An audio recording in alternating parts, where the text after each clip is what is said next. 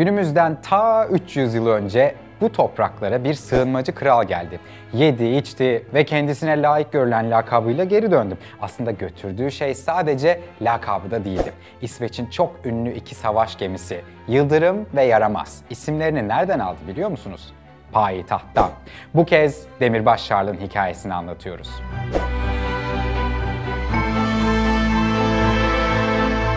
İsveç Kralı Büyük Kuzey Savaşı'nda düşmanlarının ittifak halindeki ordularını ard arda yenilgiye uğratmış, Rusların başkentine doğru yürümeye karar vermişti. Ve Rusların büyük çarı Deli Petro'nun yenile yenmeyi öğreneceğiz dediği günlerdi. Ancak İsveç Kralı'nın bilmediği bir şey vardı.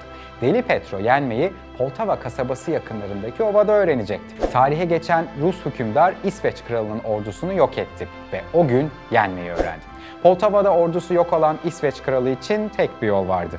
Güneye doğru uzayıp giden topraklar.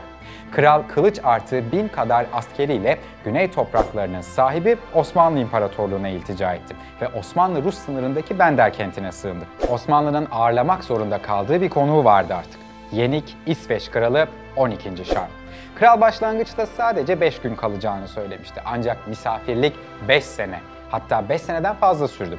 Devlet Ali tarafından ağırlanan kralın masraflarının bütçenin hangi kaleminden karşılanacağı konusunda Osmanlı maliyesinde büyük sorunlar çıkmıştı.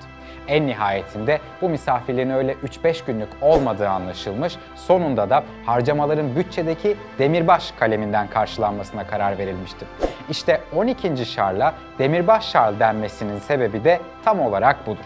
Demirbaş Şarl Osmanlı'da kaldığı süre içinde Türkçe'ye de pek bir ilgi duydu. Eskiz çalışmaları sırasında çizdiği teknelere Yaramaz ve Yıldırım isimlerini verdi. Ülkesine döndükten sonra da 2 gemi yapılmasını emretti ve onlara bu isimleri verdi. Demirbaş Şarl'ın bu uzun misafirliği İsveç'te etkileri bugün bile hissedilen başka kelimeler bıraktı.